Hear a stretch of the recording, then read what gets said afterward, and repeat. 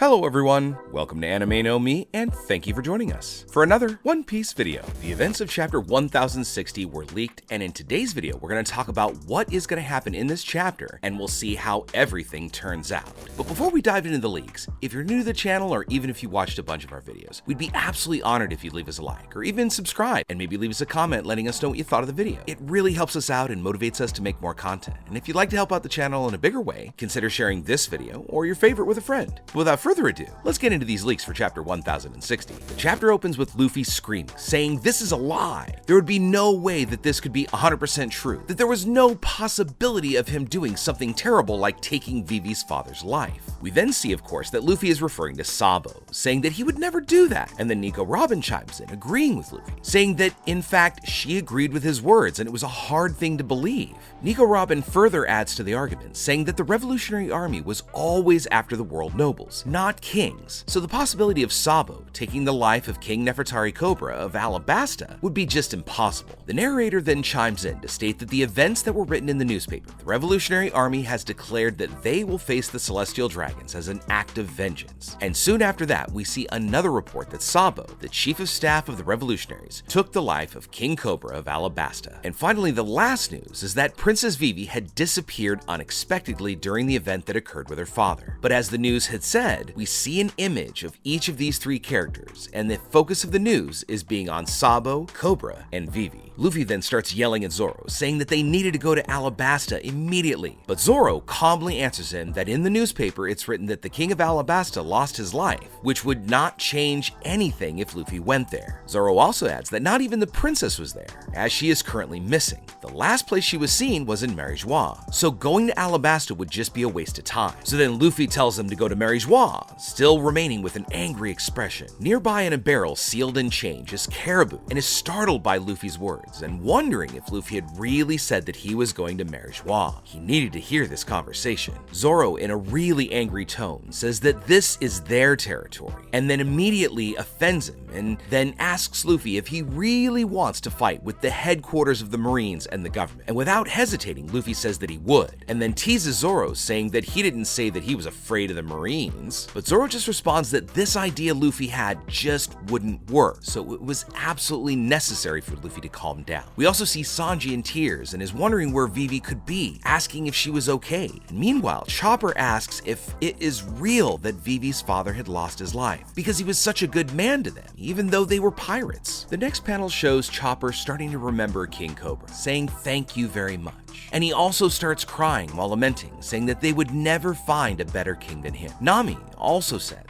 that she was really worried about Vivi. Worried about how she's feeling right now, too. Jinbei then shows up and joins the conversation, saying that the reverie was an absolute mess, while Frankie says that they had met his brother in Dressrosa to Luffy, of course referring to Sabo, and Brooks says that he hadn't heard anything about tyranny happening in Alabasta. Nami, now desperate and in tears, along with Luffy and Chopper, says that she can't handle this, wondering where Vivi was, and Luffy, who's standing next to her, says that he can't handle this situation either, so they had to help. Chopper agrees. Zoro tells him to stop all of this crying, telling Luffy to remember what he said to Ace, and we then see a small flashback in which Luffy says that Ace has his own adventure. Zoro continues, saying that unless it is some serious danger, we should leave Ace with his own life, and the same would be true for Vivi. Now we all know how strong she is, and even if she is just a woman, when the time's right, Vivi will act and free herself. Zoro also says that they were going to fight anyone they needed to, but now there's nothing that they can do about it, and Luffy and the others are just being annoying. Luffy retorts, saying that he'll be annoying all he wants, saying Zori is like an Oni, calling him Onigashima, and then all the crew members, in quite a comical fashion, start insulting Zoro. Chopper calling him the Green Mother, Nami the Green Kaido, Sanji a dirty mossball, and Zoro answers Sanji, telling him to be quiet, number 4. Robin, trying to bring a little calm to the conversation, says that so much had happened while they were in Wano, and the changes didn't stop there. Abolishing the warlord system basically meant that they were letting pirates of that caliber loose onto the world, and this singular thing brought the establishment of the Cross Guild and the birth of another emperor being Buggy. And then Luffy says that, okay, but that last event sounds wrong. After finishing his dialogue with Nico Robin, Luffy lies down on the deck with both hands behind his head and says that Sabo is definitely not to blame. Sabo just wants to free everyone because of his own experience of growing up in a restricted household. He remembers Sabo saying that he wanted to see the entire world and write a book about it, making Luffy smile. And Luffy says that he'd made a promise to Ace and Sabo, and then Luffy starts telling the crew about his dream. After finishing, we see the Straw Hats are quite confused by what Luffy had just said. Zoro and Jinbei and Nami wonder what Luffy was actually saying, while Brook says that Luffy is an amazing person. Usopp is shown startled by the words, and Frankie and Sanji are just simply smiling. While Robin remains quiet, Usopp then asks Luffy if he thought it was really something possible, and Luffy replies that maybe he could do it if he became king of the pirates. Usopp says that that's not an idea that normal people would have. Luffy agrees, saying that he'd never told any of his crew members about it, and Usopp replies that it's okay if you didn't tell anyone, because it was an impossible thing to do. Luffy says that he'd only ever told Shanks, Ace, and Sabo, so Robin asks him how did they react.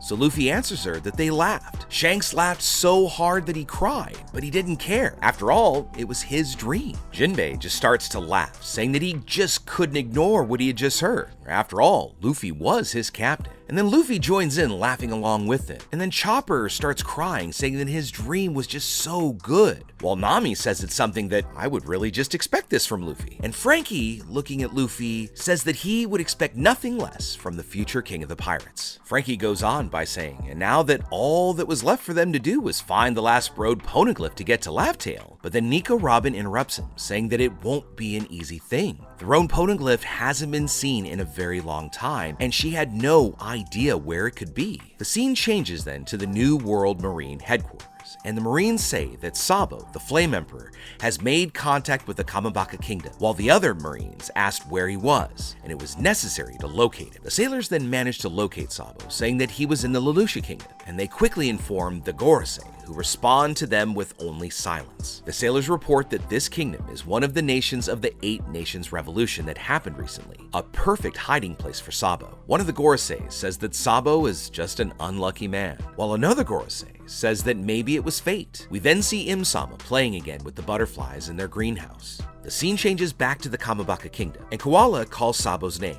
who answers her by saying that he was sorry for what had happened. Ivankov is shown to be happy, saying that it was great that Sabo was still alive. Sabo says to Dragon that he wasn't the one who took King Cobra's life, and Morel agrees, saying that he knew he wouldn't do something like that. And Koala also assents, saying that she also trusted Sabo's innocence. Sabo goes on to say that in Marijois, he saw something unbelievable. The scene changes back to the New World, Lulusia Kingdom, and the sky begins to darken. The citizens look up, wondering why it was getting cloudy, and they also see something giant hiding above them in the clouds. King Seki says that they would all regret this. When men from the Marine headquarters arrive, each of them would be punished by impalement. But then we go back to Sabo, who goes on to say that inside Pangaea Castle, on the empty throne, before Sabo could finish his speech, the communication department says to cut off the Den Mushi's communication. But Sabo quickly says that on that throne, there should be no king of the world, and then the link is cut. The Gorosei then tell the communication department that they didn't receive any signals, they didn't intercept anything, and that that country never existed. We then see Koala calling out Sabo's name repeatedly, and the Marines are told to beware of the approaching tsunami. And in the kingdom, a strong light appears from the skies, being impossible to see where it was originating from. Multiple bursts of energy are fired into the country, destroying and taking the lives of everyone present. We then see the Straw Hat sailing through an unknown location. Nami says that this weather means that they're sailing into a harsh winter island, and they see a big, hot whirlpool. Jinbei explains that this is the result of a ring of hot material that was being heated up somewhere else and being pushed upward, and that it was really important for them to get out of that place as quickly as possible because they could be dragged away by that whirlpool. But Luffy cuts in and tells them to wait, that there was somebody in the water, and Nami is surprised, and Sanji agrees with Luffy, saying that he was hearing a lady crying inside this huge natural event. Nami asks Sanji if he was really listening to a woman's voice in the water, questioning him if he was really serious. But Zoro gets up quickly and cuts that big bubble of water in half. And Sanji says that if Zoro hurt the woman who was in the water, he would throw Zoro into the sea. And because of the strong wind, Chopper ended up being thrown away because he was wearing a hat prone to being carried away by the wind. Luffy quickly reaches out his arm to hold him, but as he ends up approaching the woman, Chopper realizes it's a small girl, and we next see who she is. A member of the worst generation, Bonney, now possessing a bounty of 320 million. So there you have it, my friends, the full leaks for chapter 1060 of One Piece. But with all that said, we'd love to know what you think about it. In other leaked videos that we posted about 1060, there's been some speculation that the event that happened in Lulusia Kingdom is alluding to the ancient weapon Uranus. Do you think we actually just got to see it? Next, do you think Sabo was actually in Lulusia? Or do you think maybe he was saying he was there, but looking from afar somewhere else? And finally, where do you think the final road poneglyph might be? I mean, Robin's absolutely right. If they can't find it, they're never going to be able to locate Laugh Tale. So where do you think this last and final piece of the puzzle might be? Let us know what you think in the comments below. So as we wrap up our video, I want to thank you all so much for watching the video all the way up to the very end. Be sure you comment on any themes or ideas that you'd like to see in future videos. And also, since you made it this far, give us a like or hit that red subscribe button before you head out to take on the rest of your day. I hope to see you all in our next video, and let's keep sailing this giant sea together. Take care.